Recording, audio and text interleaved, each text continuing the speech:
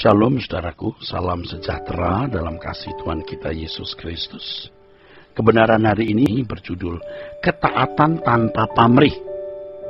Dalam ketaatan yang dilakukan Tuhan Yesus, nampak ketaatan yang sangat tinggi mutunya. Sebab dilakukan tanpa pamrih. Tanpa pamrih di sini maksudnya melakukan sesuatu tanpa niat tersembunyi maupun terang-terangan untuk memperoleh imbalan balik, baik berupa barang maupun sekadar ucapan terima kasih. Jadi ini penting untuk saudara dan saya pahami. Dalam ketaatan yang dilakukan Tuhan Yesus nampak ketaatan yang sangat tinggi mutunya, sebab dilakukan tanpa pamrih.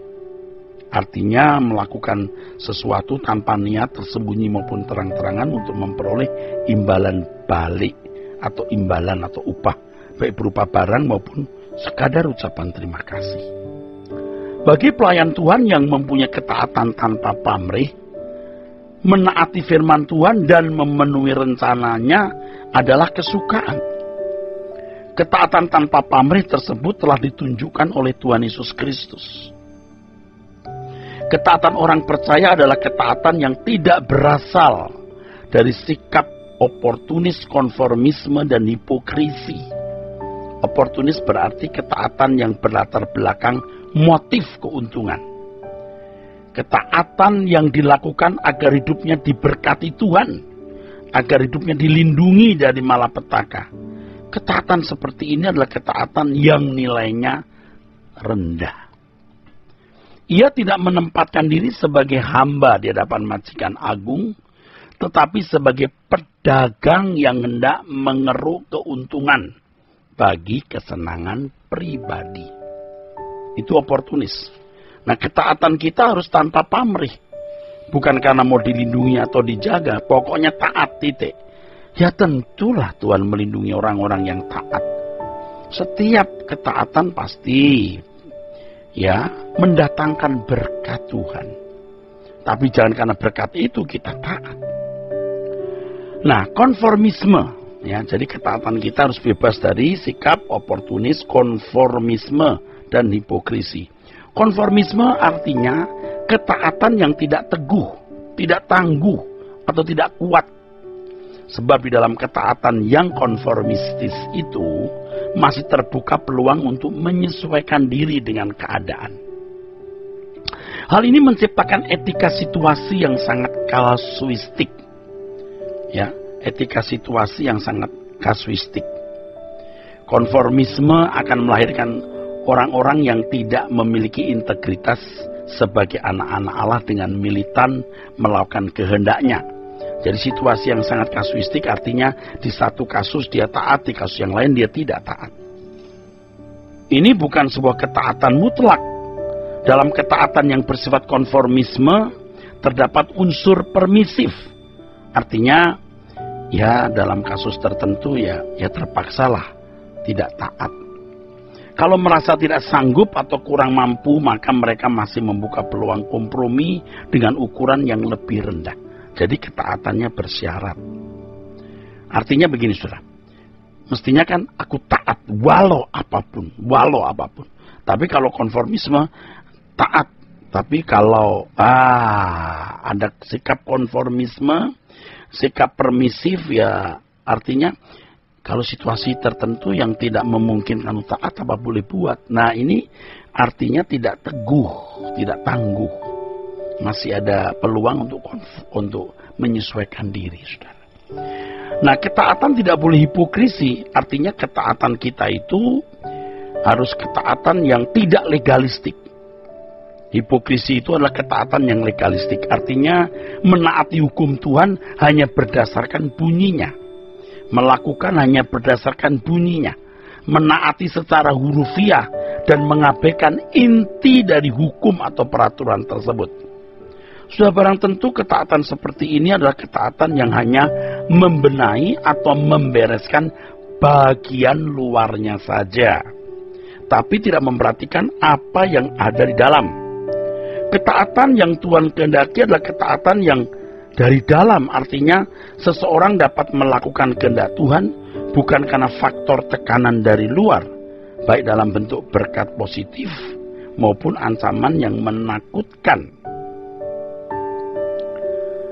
Tetapi dari hati yang mengasihi Tuhan. Jangan karena kita taat sebab kita diberkati, atau tidak taat ya karena ada ancaman dari luar. Ketaatan yang Tuhan kehendaki adalah ketaatan yang dari dalam, artinya seseorang dapat melakukan kehendak Tuhan bukan karena faktor tekanan dari pihak manapun, saudaraku sekalian. Ya.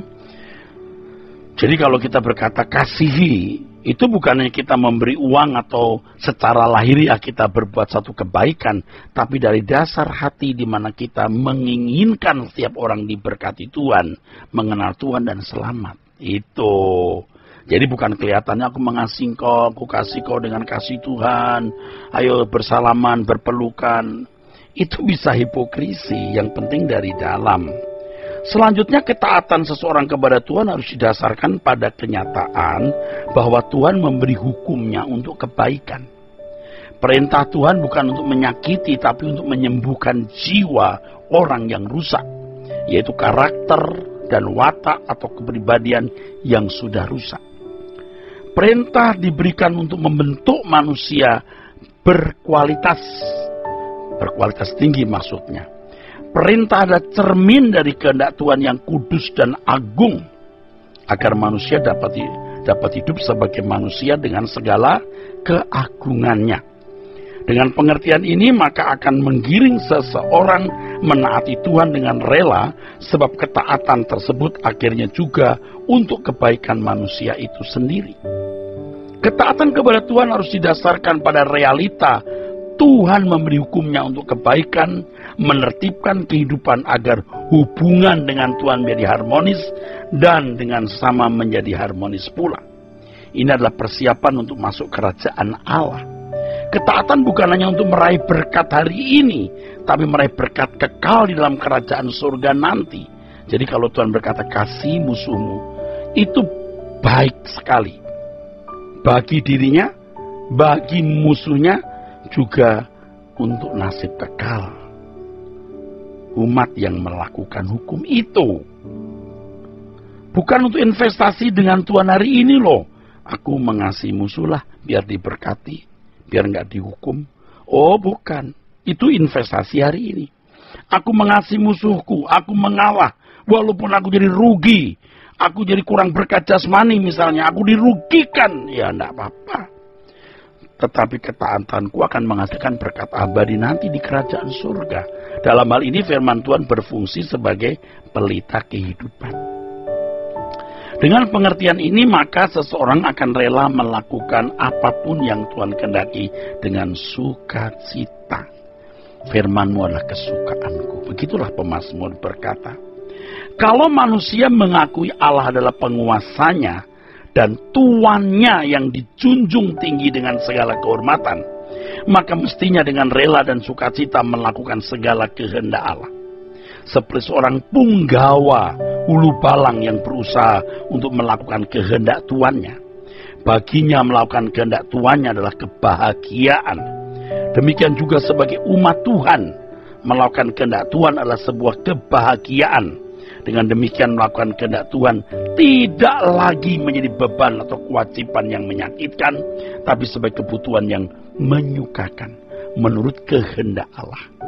Dengan setia secara berkesinambungan menjadi ibadah yang sejati yang dikehendaki Allah.